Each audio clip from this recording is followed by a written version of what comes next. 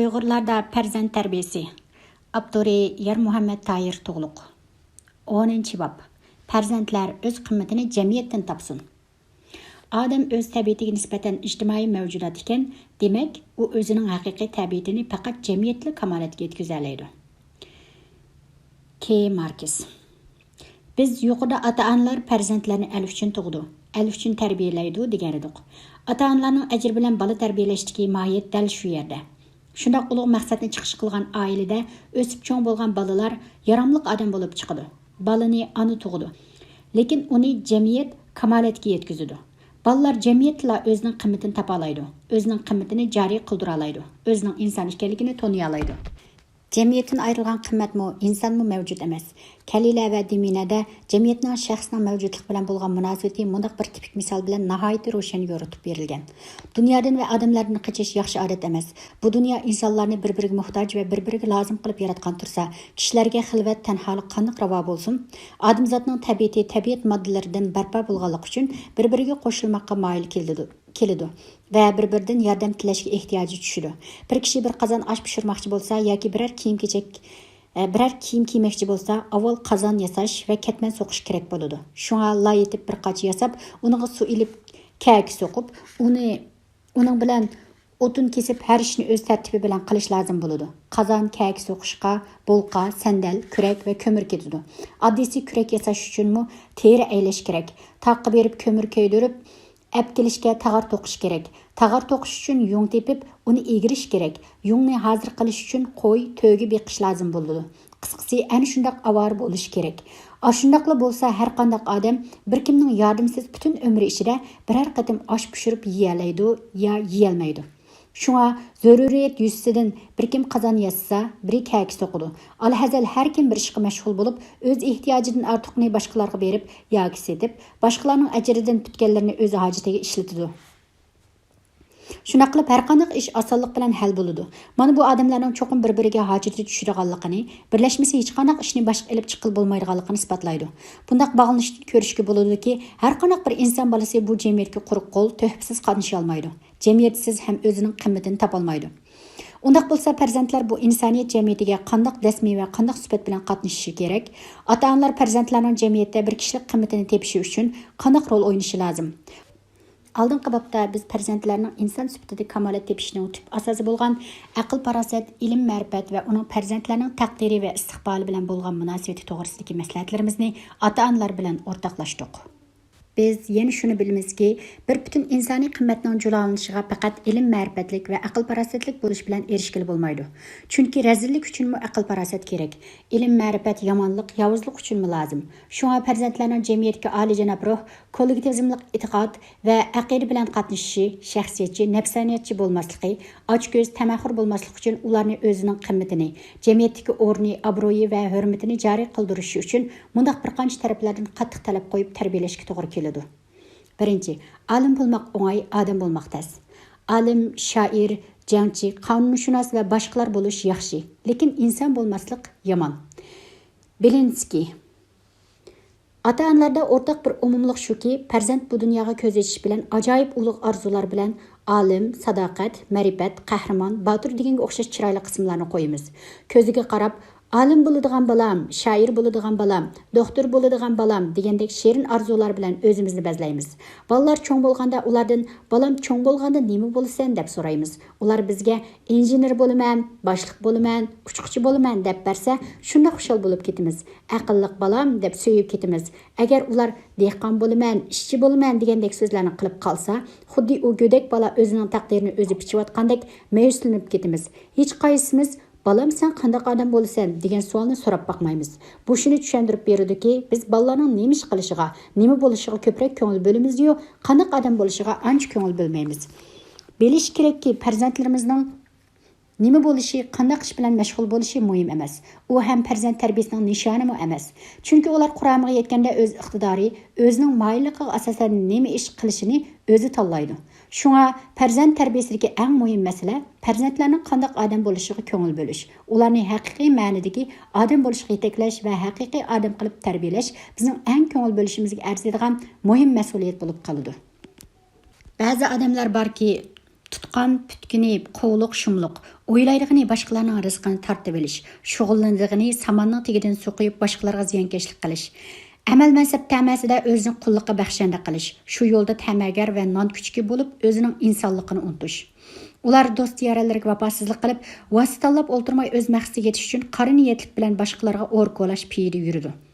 Ular yuqorqidek inson qalbidan chiqqan yomon yo'lni jon beqishning falsafasi qilib yashashga odatlangan. Bizning ko'zitishimiz va tadqiq qilishimizga qaraganda, hozir xili ko'p yoshlar amal mansab tamasida va amal mansab xiyolida yuriydi ekan. Ba'zilar yaxshi ishlab natija qozonish orqali biror amalning quyrug'ini tutishga intilsa, ba'zilar har doim amal mansabni vijdoniga, g'ururiga setib olish, pulga setib olish uchun o'zidan yuqori darajadagi boshliqlarning o'yiga qatiraydi. Qabiliyet ve iqtidarını əməlinin ösken ösməgənlik bilan ölçəydi. Hər qanaq bir sorunda o palani yerge cüycan boptu, pokonu bu idarəge şuci boptu deb, ularning qandaq vasitə qo'llanib shu əməlni setib alğanlıq to'g'risida har xil mulohizlar bo'ladi. Amal mansabni qimmatlab qaraydigan, uni yashash maqsadi va nishoni qilib olgan kishilarning quroli shuki, ular o'zidan yuqori darajalik boshliqlarning oldida kuchukdek o'milib, o'zini sadoqatman, vafodor, iqtidorli qilib ko'rsatdi. Səpdaşlarını qağab, quruq töhmətlərini çaplab, pitni yığva tarqıtıb təpriqçilik qilib, özünü ko'rsatdi. Agar maqsad talabi hal bo'lmay qolgudek bo'lsa, darhol nishonni burab, rəhbari kadrlarning orqasidan o'sak gaplarni tarqitdi. Ularni qaralaydi va siyosiy jihatdan ziyonkashlik qilib, intiqom olmoq bo'ladi. Bunday qulluq bo'yinturqi ba'zi farzandlarga qandoq bo'lib silinib qoldi. Turmuş təcrübəsi şunu to'liq isbotlab turibdiki, farzandlar bu xil insonlikqa yot bo'lgan yomon xususiyatni biri jamiyatdan singdirib olgan. Eng muhimi, farzandlarimiz haqiqiy insoniy qimmat haqidagi ta'lim tarbiyadan mahrum qolgan. Hatto ba'zi ota-onalar maqsadlik va maqsadsiz holda bolalarga yuqorqidek chakini qimmat ingini singdirib qo'ygan. Ba'zi ota-onalarning go'dak bolalarni o'qishga, o'rganishga undashning bir vositasi sifatida mundaq mazmunda ilhamlantirayotganligini anglab qolamiz. Balam, yaxshi o'qisan kadr bo'lasan, boshliq bo'lasan, qo'lingdan pul o'ksmaydi. Boshliq bo'lsang, mashinang bo'ladi. Biz balimiz boshliq deb kishilarning oldida faxrlanalaymiz deganga o'xshash. Biz hatto ba'zi o'qituvchilarning bolalarni darsga qiziqtirishning vositasi sifatida saboqdoshlar, yaxshi o'qigan bolalarning istiqboli parlaq bo'ladi. Yuqori darajalik o'rinlarda xizmat qila olaysizlar. Yaxshi o'qimagan bolalar bir umr jafo mushaqqatdan qutula olmay qora emgak qilasizlar. Muhtojlik bilan turmush o'tkazisizlar degandek tushkun, chakini edini bolalarga so'ndirayotganlik to'g'risidagi inkaslarni angladik. Hatto ba'zi ota-onalar maktabga kelib o'qituvchidan bolasini sinf boshlig'i bo'lmasa sinf hayit qilib qo'yishni o'tinib, ularning uyiga darsxon ko'tarib berishdan nomus qilmagan. Mana bundoq nachar ta'sir va chakini ta'lim tarbiya ba'zi iqtidorsiz bolalarning chiqish yo'lini shu amal mansab sho'rtisiga yamishishdan izlaydigan nachar illatning va nachar xarakterning bosh ko'tarib qilishining yoshirin ofati bo'lib qolgan. Bizning bularni eskartib o'tishimizdagi maqsad shuki, bolalarga kichikdan tartib sog'lom ideya, ilg'or, pok niyat, to'g'ri dunyo qarash singdirilib tarbiyalanmaganda aqnanchi, harom tamoq, qora niyat odam bo'lib chiqadi. Tarixdagi shuncha ko'p ulug' odamlar nima uchun shuncha buyuk, pok qalbga ega bo'la oladi? Nima uchun gigant odamdagi qaddini ruslab, insoniyatning ulug'vor kurash tarixida, parlaq madaniyat tarixida mangulik qimmatga ega bo'lib qoldi? Chunki ular kichikdan tartibla insoniy qimmat haqidagi ta'lim tarbiyaning xosiyatli ta'sirini qabul qilgan. Ularning go'dak qalb daftariga ota-onalar orqali nihoyat go'zal va pok bo'lgan ma'naviy naqsh chekilgan. Tarixda millionlagan odam bu zamonda yashab o'tdi. Ularning ba'zilari cho'ng to'hfa yarata olmasimi, halol yashab, yaxshilik qila olmasimi, boshqalarga ziyonkashlik qilmay, vijdoni bilan bu dunyodan ketishdi. Ba'zilarchu bu qisqagina hayotida qilmagan askiliklari, qaqshatmagan odami, qilmagan razillik qolmay, la'nat nafratga, insoniyatning qarg'ishiga, tukurik qochisiga aylanib, bu poksimini bulg'ab ketishdi. O'zi bilan ketmay avlodlarga bu haqoratni meros qilib ketishdi. Ularning tanlagan qimmati mushum edi. Hürmetlik ata-onalar va ota-ona bo'lg'uchi mehribonlar. Bundoq o'xshashmagan ikki xil taqdir va qimmatda ota-onalarning o'ynagan roli yo'qmi? Shunga qimmat masalasi haqida o'zinglarmi cho'nqurroq o'ylaninglar. Farzandlarni sog'lom, pok qimmat qarashi bilan tarbiyalash uchun belgilik tirishchilik ko'rsatinglar. Ikkinchi, farzandlar hasadxo'r, shaxsiyatchi bo'lib qolmasin. His tuyg'ularning eng yerkinishligi hasad. Xainlik va fitna fasodlarning hammasi hasad bayrog'i ostida kun ko'radi. Gelevits. Farzandlarning ichinishlik baxtsizligi muhtojlikdanmi, yolg'izlikdanmi ko'ra hasadxo'rlik va shaxsiyatchilikdan yuz beradi. Nafsaniyatchilik va shaxsiyatchilik bilan hasadxo'rlik Qo'sh kezak. Biz boshqalarga yordam berishni xushalliq deb biladigan, hech bo'lmaganda o'zining shaxsiy manfaati bilan boshqalarning manfaatini birdek deb biladigan, boshqalarning baxtini ko'rib xushal bo'ladigan, baxtsizligini ko'rib qayg'uradigan oliyjanob qalbga ega farzandlarni jamiyatga chiqarayli. Gerçi insanda mendan ibaret menfaat inga bolsumu, lekin hayotning haqiqiy mohiyatini tushungan va yaxshi tarbiyaga ega bo'lgan farzandlarning vujudida nafsiga cho'g' tortmaydigan, hasadxo'rlikni nomus deb biladigan yaxshi qalb paydo bo'ldi. Biroq bu jihatdagi ta'lim tarbiya talabi bek nozik va inchki bo'lg'achqa, ota-onalar damalliqqa farzandlarda shakllanayotgan hasadxo'rlik kasalini ittik bayqay olmaydi. Bundaq ishlarning oshkorlanish bosqichi dal bolalarning manfaatiga munosabatlik xalqliq paytlarda ro'shan ko'riladi. Hech qanday bola o'zining hasadxo'rligini o'zi his qilmaydi. Ular hatto qalbida paydo bo'lgan hasad tuyg'usini vijdon, g'urur, haqqoniyat tuyg'usi deb tushunib oladi. Masalan, farzandlardagi bu xil psixik ojizlik shuki, yaxshi bolalarning natijasiga nisbatan ularning oldida turadiganligini ko'rolmay, ularni e'tirof qilishga jur'at qila olmay, ularga mansitmaslik nazari bilan qaraydi. Ularning natijasi tirishchanlikning natijasi deb qarmay, dimig'ida hem deb qo'ydi. Chunki hasad degan manfaat munosabatidan, ko'rolmaslikdan tug'iladigan azoblik tuyg'u. Shu manfaat bog'lanishi bo'lmagan odamga hech kishi hasad qilmaydi, balki ularga qiziqish, havas qilish hissiyoti tug'iladi. Dal yuqorqidek nozik hasadxo'rlikning undirmasi barbara taraqqiy qilib odamni fitna fasodchi, qariniyatchi qilib qo'ydi. Undaq psixikini o'zlashtirib olgan odam bu dunyoda ko'ngli xotirjamsizlik, azob oqibatda puchillanish, hasad o'tida kuyib kul bo'lish bilan o'zini o'zi azoblab, baxtsizlik ichida hayotini o'tkazadi. Biz farzandlarda mundaq psixik holatni bayqash bilan nihoyat unumli usullar bilan farzandlarning bu xil ig'ir yukini yengillatishga moyil bo'lishimiz lozim. Men bir birodarim bilan mushu masala ustida so'zlashib tema mushu yerga kelganda, u birodarim bu dunyoda har bir odam o'ziga tegishli manfaatga erishadi. Men Injilda mundaq bir hikoyani ko'rgan edim, dedi. Bir odam beg'iga ishlatish uchun atdiganda bozorga berib, bir ishlamchini bir kun ishlab berishni 10 tangaga so'zlashib elib kelibdi. Tushga yaqin bo'lganda qarsa, u odam ishni tugatolmaydiganligini his qilib, yana bir odamni yana 10 tanga pulga so'zlashib elib kelibdi. Peshin bo'lganda bozorga berib, yana bir odamni elib kelibdi. Shunday qilib, bu 3 odam kechda ishini tugatibdi. U odam ishlamchilarni har biriga 10 tangadan berib yo'lga salmoq bo'pti. Bu chaqda atdiganda kelgan ishlamchidan fikr chiqibdi. Men sahar kelib ishlashga boshlagan tursam, menga 10 tanga bersang, bular tixi tushdan keyin kelgan tursa, bularga nemishqa 10 tanga bersam, bumi adolat bo'ldimi deb norozilik bildiribdi. Heyliq xo'jayin uningga, "Hey odam, men seni 10 tangaga so'zlashib elib keldim. 10 tanga pulingni to'liq berdim. Endi yo'lingga mangsang bo'ladi. Men bularga sening pulingdan tutib bermadim-ku. Bularga nech pul berishim bilan sening nima munosabating bor?" debdi. Biz ota-onalar farzandlarga bu hikoyada aks ettirilgan turmush haqiqatini tushuntirishimiz kerak. Chunki hasadxo'rlik nafsoniyatchilik bilan erishgan qadr-qimmat hargizmi mangulik qimmat elib kelolmaydi.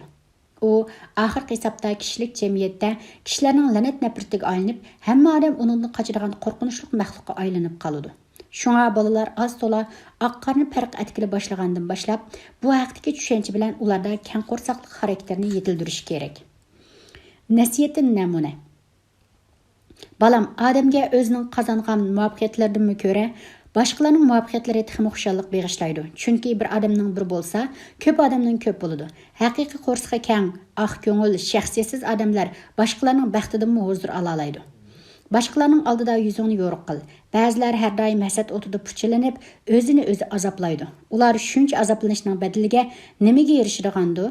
Aslidan olganda kishilarning qozongan natijalari boshqalarga ilhom va ruh beg'ishlashi kerak emasmi? Shunga muvaffaqiyat qozongan saboqdoshlar va sabdoshlardan faxrlanish kerak. Ularni chin ko'ngildan tabriklash nimaga yaxshi? Fazilatlik bo'lsang, yaxshilarga madad bergin. Ularni qo'llab-quvvatlasang, shundala haqiqiy qadr-qimmatga ega bo'la olaysan. Odam degan nafsoniyatiga tortib, nomardlik qilsa bo'lmaydi. Adam o'zini qanday qadrlasa, o'zini shunday qadrligulik. Hargizmi saboqdoshlar, do'stlar va sabdoshlar oldida 100 kilolmigidek ish qilib qo'yg'iliq emas. Keng qo'rsaqlik degan odamning ruhini ozoda, tenini sog'lom qiladi bo'lam. Hasadxo'rlik, ko'zi kichiklik odamni oromida qo'ymaydi. Undaq odam mangu baxt yuzini ko'rmaydi. Oxir o'zini o'zi xarob qiladi. O'ylab boqim, bu dunyoda hasad o'tida o'rtinib kul bo'lganlar ozmi? Ular shuncha qurbon berishning badaliga nimaga erishadi? 3 hasadxorning hikoyasi. 3 qabih hasadxor kishi boshqa yurtlarni safar qilib yo'lda uchrashib qapti. Ularning biri qolgan ikkisini so'rabdi. Sizlar o'z yurtinglardan nimishqa chiqdinglar? Men qo'shnamning hasad o'tida kuyib, bag'rim kavob bo'lib ketdi. Shundoq bo'lsin, u qo'shnam har doim menga yaxshilik qilib, tiximi jinimga tegdi. Kishilar u qo'shnamni bek hurmat qiladi. Shunga chidamay yurtdan chiqib ketdim, debdi ulardan biri. Başqalar nima uchun bir-biriga shuncha yaxshilik qiladi? Bizning yurtda kishilar shundoq inoq, shundoq xotirjam o'tadi. Bir-biriga shundoq yordam qilishib ketadi. Bu ish meni bek azobladi. Shunga yurtni tark etib chiqib ketdim, debdi yana biri. Sizlar bilan mening dardim o'xshash ekan. Men boshqalarning shatlanganligini ko'rsam, yurakim qonga to'ladi, debdi uchinchisi. Bu üç hasadxor bir-biri bilan to'qnashgandan keyin birga safar qilib mengapti. Yo'lda bir xish oltin tepibdi. Biroq ularning har biri bu oltinning faqat o'ziga tava bo'lishini tilaydi ekan. O'zidan boshqasiga bo'linib ketishini ko'ngliga sig'dira olmaydi ekan. Shuning bilan bular oltinni bo'lolmay, qarshib o'tirganning ustiga shu yurtning podshohi navkarlari bilan bu yerdan o'tib qapti. Nima bo'ldi? Nimishqa bundoq o'ltirsizlar? deb so'rabdi navkarlardan biri. Ular rostlik bilan javob beribdi. Buningdan xabar topgan podshoh ularga o'zinglarning qanchalik hasadxor ekanligini bayon qilib beqinglar qani. Men oltinni shunga qarab ulashtirib beray debdi. Mening boshqalarga manfaat yetkazishga asla taqatim yo'q, debdi biri. Kishining mendan manfaat olib shod bo'lishini hargiz ko'ra olmayman.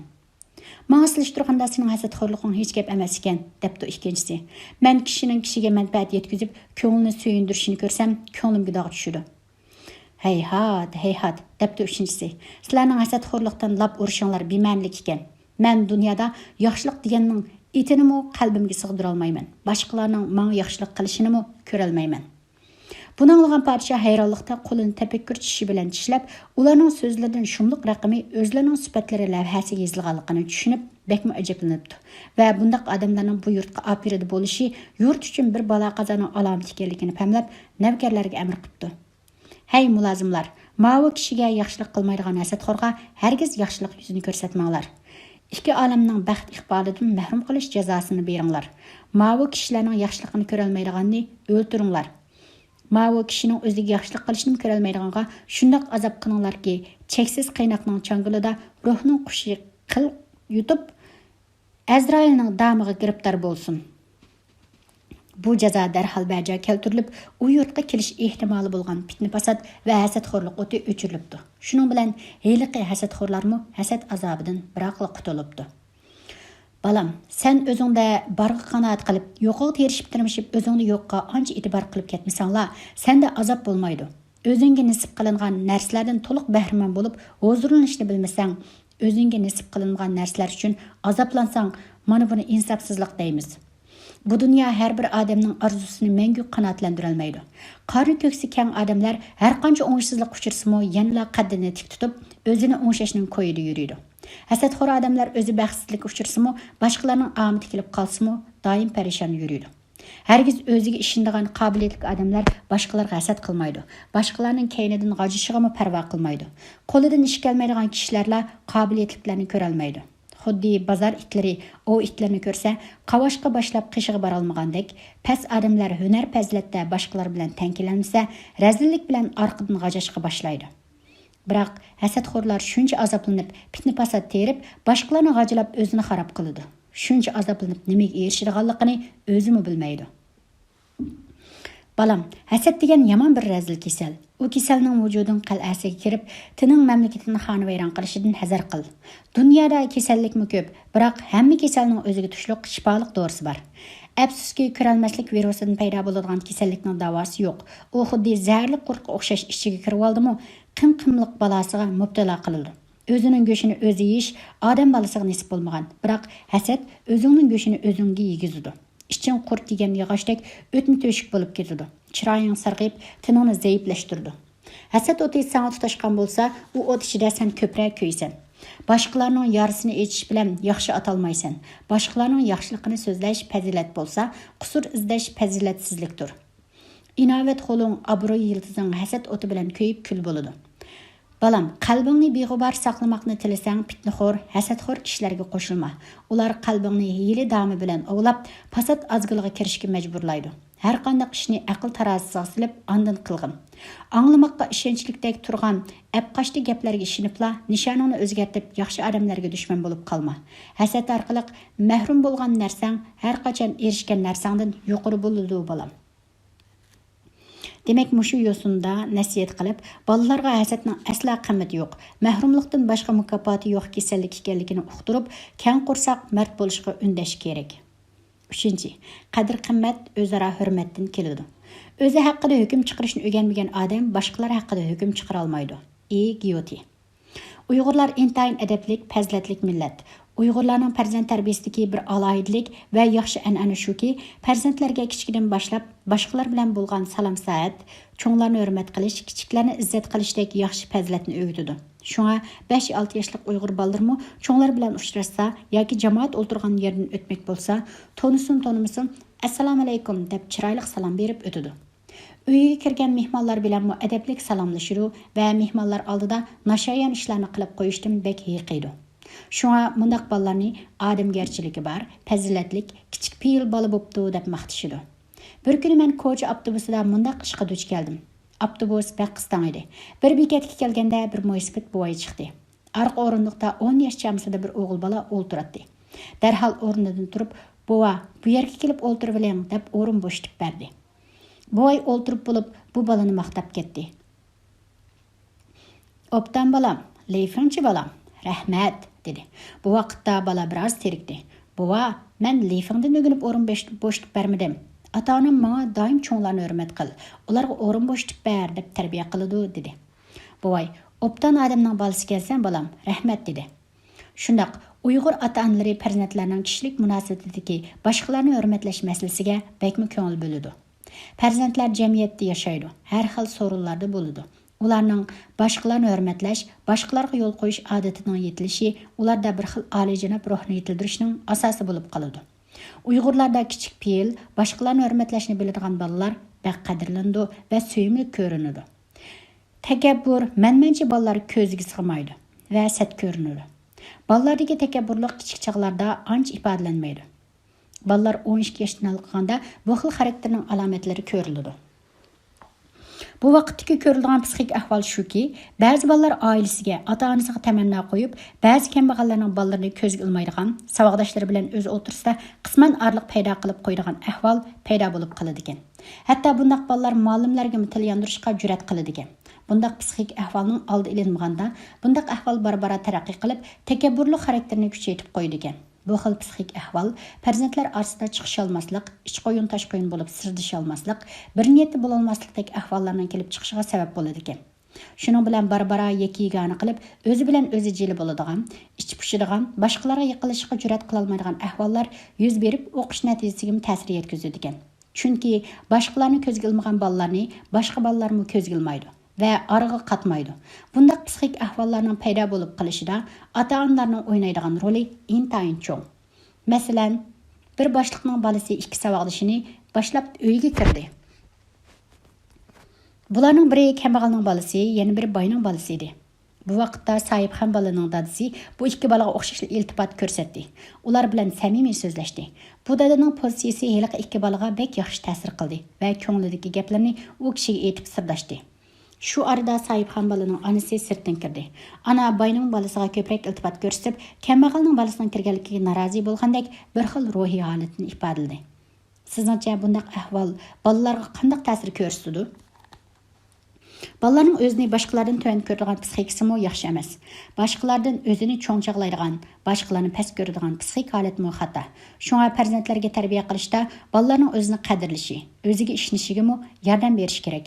Boshqalarni hurmatlash, boshqalarga ishonish ham yordam berish kerak. Bu farzandlarning o'zining qimmatini va boshqalarning qimmatini bilishida nihoyat muhim rol o'ynaydi. Nasihatin namuna. Farzandlar maktab kirmaganda ularga turmushdagi salomlashish qoidalarini, afu so'rash qoidalarini, har bir konkret ishga to'g'ri kelganda, "Bolam, pokoni akangga salom qilmading-ku. Xo'sh apa da bolam.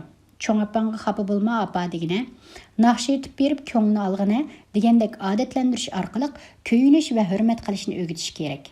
Bolalar maktabga kirgandan keyin bolalardagi o'zgarishlarga qarab, savodoshlari bilan bo'lgan inoqlik, ittifoqlik, boshqalarning inkosiga qarab nasihat qilish kerak. Balam, savaqdaşlarını hürmet qil, ularga köyüngin, ular bilan do'st bo'lib, sirdash bo'lib o'tgin. Yordam talab qilsa, yordamingni ayama. Hargiz o'zingni cho'ng tutma. O'zingni cho'ng tutsang, boshqalardan ayrilib qolasan. Savaqdash deganning hammasi barobar.